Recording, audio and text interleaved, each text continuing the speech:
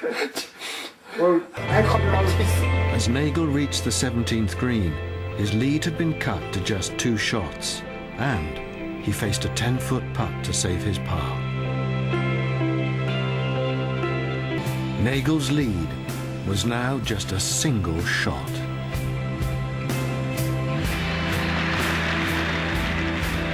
It's probably one of the best putts I hit. The first round I shot 69, and Roberto shot 67. Deeper Senzo. And then the second round I shot 67, and Roberto had another 67, so I'm 2 shots behind, and we're playing together.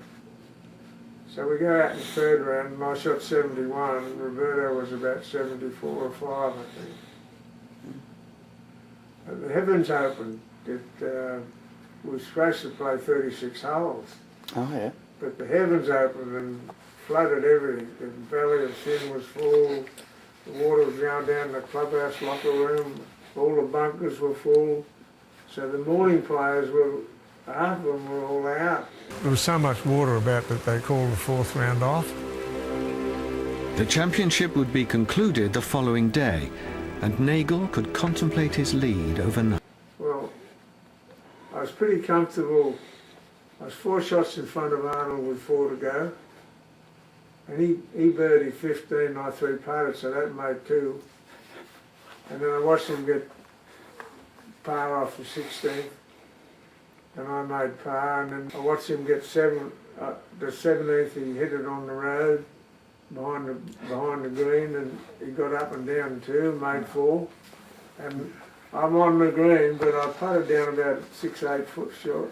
Arnold's on the last green, you can see from the 17th. He's on the last green. And he's got about a 12-footer, and I thought, I better wait and see what happens. And the roar went up, and Arnold said, hold it. So it meant that if I didn't make this 4-footer, I had to birdie the last. But anyway, it was probably one of the best. Never looked like missing, really. And I pitched at the last, I pitched at about 3 feet, 3.5 feet. And it lipped out, and I just walked around and tapped it in. And they hit the ball so far these days. Do you think there should be a change in the golf ball? Like I think Peter Thompson mentioned something about, changing the dipple designs and so forth. Yeah, well, in the old days it was like you had a little gap in the ball. One was the big-headed drivers and the technology in the shaft, one thing or another. It's made a difference. The ball at 300 yards today is a dime a dozen. But it's a bit of a shame in some respects, because a lot of the lovely old golf courses are more or less obsolete, because they drive over the bunkers, and they've got to figure out ways to try and make it a bit more difficult, let the rough grow, and yeah. And they put the greens, a bit more rolls in the greens than what they used to have, and all that sort of stuff. Did you find a difference when you went from the small ball to the big ball? Not a lot, really. Because the small ball, you sit down a bit. The big ball, you got better lie with it. It was with the wind made a difference. The small ball was better in the wind than what the large ball was. And with the British Open, though, you had problems with you had a little bit of tendonitis or something, didn't you? Yeah, the last couple of days I got tendonitis, and my little finger of the right hand would be sort of bent right up, and I had to put it in hot and cold water in the morning to get it out. It was pretty painful, and I didn't play any golf after the British Open for about 2 or 3 months. I had a few good moments, but that was the tops. When you say a few good moments, what would be, apart from the British Open, what would be the other... Another standout. Standout. The US Open, I tied with Gary Oh, yeah. and we beat me in the playoff. The last round of the Open, I drove at the 15th hole, I think it was, 15th.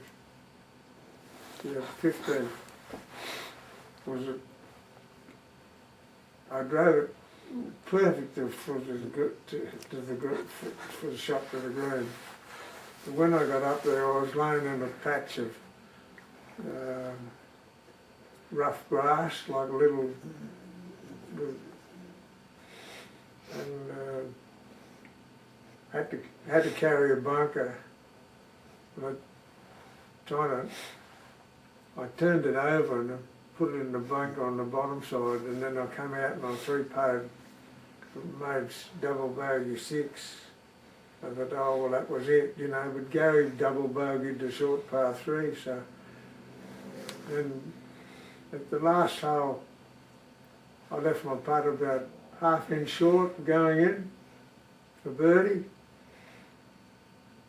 and Gary left his. He left his about an inch short going in for birdie. So we sort of tied, but because he beat me in the playoff. In the playoff, I three-putted the first, and Gary Hull won about 40 feet at the second, and I got on top of him with a 20-footer. And then he held another one about 40 foot at the third hole. I got one back at the next hole. And then fifth up around the corner was a dog leg. And I hooked my tee shot, probably about 6 or 8 yards more to the left than I wanted. And because there was a bit of a bank there and it kicked out onto the fairway as a rule, but I saw my ball go about 20 feet in the air from the green and I hit like this lady on the head. And when I got up to my ball, she's laying down there and they're fanning her, trying to bring her to, and she's got blood all through her hair. And Joe Dye, who was the commissioner at the time, he said, Kel, I think you better go ahead and play. Well, I thought, geez, I take a 6-iron out to get out of this little bit of Coots rough or Bermuda grass, and didn't hang on hard enough with the left hand, turned it over and hit a lady on the leg, so I got 2 on the 1 hole. So I made double bogey there, and that put Gary 3 in front, and that's how we finished. And the lady came back at the clubhouse when I finished, and she came up and spoke to me, and she got 8 stitches in her head. On the practice tee, a South African and an Australian prepare to play off for the United States Open Championship. The first tee, off they go. The last foreigner to win the Open was Ted Ray of England in 1920. Nagle here has won the British, Australian, Canadian Open Championships, but he's never won a tournament in the United States. But Nagle has serious trouble on the 5th. His drive struck a woman in the forehead, and now his second shot hits another woman. The ball caroms down into the fairway.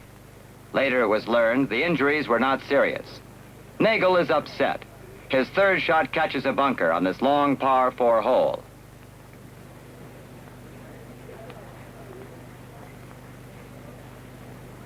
He explodes from the bunker, and Nagle is on his way to a double bogey 6 and falls 3 strokes behind.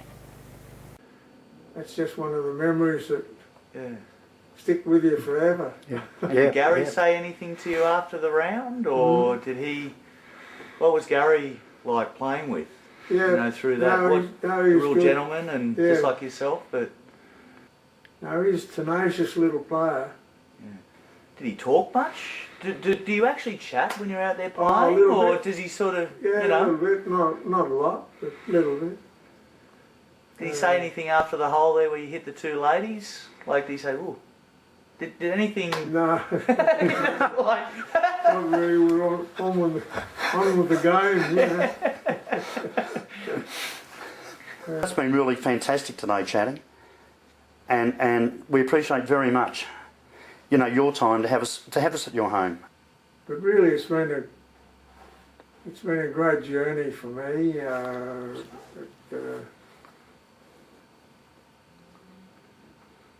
I've been to so many places that I'd never ever afford to go. Played all around the world.